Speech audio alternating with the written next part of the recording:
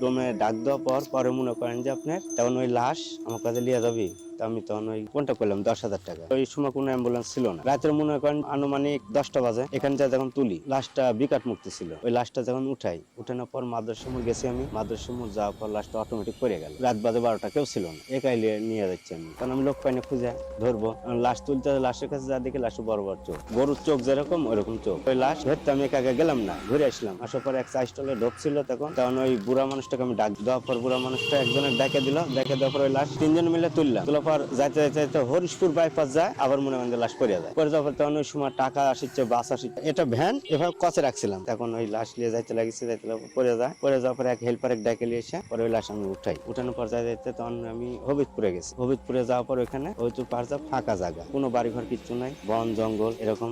পরে মনে করেন যে ওই লাশ পড়ে যাওয়ার পর ওই লাশের কাছে আমি যাইতে পারছি, খুব ভয় লাগিচ্ছে। মানে বুক ফারে অটোমেটিক লাশ উঠে বসে পড়ছে লাশ। তখন আমার খুব খারাপ লাগিচ্ছিল, মনে হচ্ছে আমি বাইসফোন এরকম কাটা লাশ। এখান থেকে সিলাই দিয়েছে, মনে করেন যে আপনার বস্তা যেভাবে সিলাই দেয় না ওইভাবে সিলাই দিই। সিলাই দেওয়ার পর মনে হয় কাটা লাশ লিয়ে যাচ্ছে। লাশটা খাইছিল বিষ, উঠে বসিছে, বসে করছে তুই আমাকে ধরবো না। হ্যাঁ, লাশে কথা করছে তুই আমাকে ধরবো না, তোকে মেরে ফেলা দিবি। লাশের থেকে দূরে হেঁটে যায়, ভ্যানের কাছে আবার হেঁটে গেছে। যাওয়ার পর তখন একটা ট্রাক যাইতে লাগিছে, তখন সিঙ্গেল দিলাম, দেওয়ার পর থামে না থামে মনে করেন যে চলে গেল। পরে আরেকটা প্রাইভেট কার আসতে লাগিছে, পরে ওনাকে আমি ডাক দিলাম। দেওয়ার পরে উনি মনে করেন যে থামিছে। তারপর করছে কি হয়েছে ভাই, আমি বলছি একটু লাশটা ধরে দেন তো। কারণ ওই লোক কাছে যা দেখে চিৎকার দিয়ে লোকটা চলে গেছে, আর কাছে ভিড়েনি। একবার জামা কাপড় আছে সব, মানে ওই যে পাটি দিয়ে জোড়াই না, আগে তো পাটি দিয়ে জোড়াইতো, পরে পাটি দিয়ে জোড়ানোর পরে মনে করেন যে ওই লাশের কাছে যাইতে চিৎকার দিয়ে চলে গেলাম। কি দেখলেন ভাই? বলছে ভাই আমি ধরতে পারবো না, বড় বড় চোখ করে টাকা আছে আর দাঁত খিটমিটি করছে। পরে ওই লোক চলে গেল। যাওয়ার পর দেখি এক খুটখুটে বুড়া মানুষ রাস্তা দিয়ে আসছে, আর ওনার বউ আসতে পর আমি এত রাত্রিতে আমি কিছু আপনার কোথায় থেকে আসছেন এই কথা কথা করছি, বাবা তুমি যে যা লাশটা পড়ছে তা ডাকাইতে হয়, ওই বাবা তোমাকে তো ডাকাইতে মারি ফেলা দিই। এই কথা কওয়ার পর তখন আমি উনাকে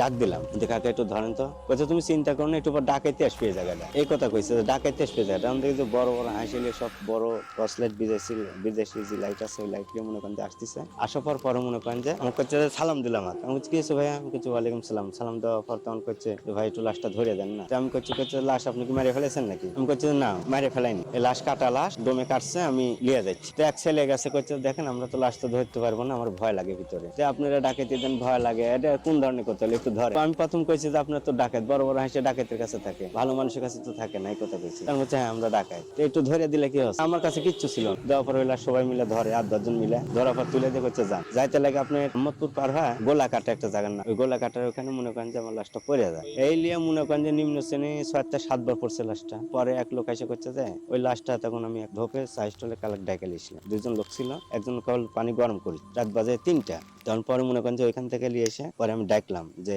কাকা একটু ধরে দেন তো লাশটা। পরে ওই লাশটা ধরে দিল উনি। দেওয়ার পর কিছু বাবা লাশটা দৌড় দিয়ে বান্ধ দিল। দৌড় দিয়ে বান্ধেছি, বান্ধার পর তখন বুন পাড়া পার হয়েছি, হয় যাতে একটা দোকানপাট খোলা নাই, মরুভূমি, একটা বটের গাছ আছে, বটের গাছের গোড়া এইখানে দাঁড়িয়ালা, আর বড় বটের গাছের উপর বসে আছে বড় বড় তসবি, বট গাছের উপর বসে আছে বড় বড় তসবি। তখন আমি সালাম দিলাম। দেওয়ার কাছে যা ভয় পাইস না যা, এই কথা বললো। বলার পর এখন আমি কাছে আমার লাশ পড়ে গেছে, আমার লাশটা তুলে দেন, ভয় পাচ্ছি না, লাশ পড়ে গেছে, শ্বাস আমার এসে গেছে। তখন আমার ইমুন মানে উনাক দেখে ভয় লাগিছে আমার। ওই বড় বড় তসবি, পা ঝুলে আছে, এক পা উপরে এক পা নিচে, পা ঝুলে আছে, তখন আমার ভীষণ ভয় লাগিছে। পরে মনে করেন যে ওইখান থেকে তখন উনি তো গায়েব হয়ে গেল অটোমেটিক। তখন আমার ভিতরে মনে করেন যে আরো শরীর ঘামে যাচ্ছে, খালি ঘাম ঝরছে।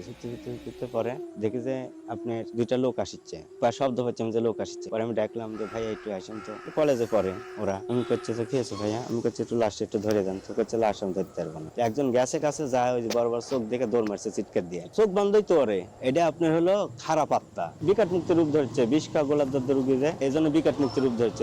ধরার পরে মনে করেন যে ওই লাশ উঠে আবার বসেছে। তখন আমি মনে করেন যে একটা সিগারেট জ্বালাই, আগুন যখন সিগারেট জ্বালাইছি তখন কাছে তোর মায়ের বুকে দুটো জোর আছে দেখে তুই বাইসে গেল, এই কথা মনে হয় পড়ে গেছে। পরে আরো 2 জন লোক আসতে লাগেছে, নামাজ পড়তে যাচ্ছে, ওই সময় ওনার ডাক দিলাম। দফা লাশ ধরে তুলেছি। পরে বাড়ির যায় মনে করেন যে ওনার বাড়িতে লাশ দিলাম, ভ্যানটা ধুয়ে দেওয়ার কথা বললাম। কারণ বলিচ্ছে যে আমি এরকম বৃত্তান্ত, আমরা ভ্যান ধুয়ে দিব না। তখন আমি বলছি কেন ধুয়ে দিবেন না? ভ্যান যদি না দেন তাহলে আমার ভ্যানের দাম দিতে। তখন করছে যে আমরা ভ্যানের দাম দেবো না, আমরা ধুয়ে দিচ্ছি। পরে রক্তপুঞ্জ যা ছিল সব ধুয়ে ফেকলে দেওয়ার পর মনে করেন যে ওনারা আমার টাকা পয়সা দিয়ে দেয়, আমার চলে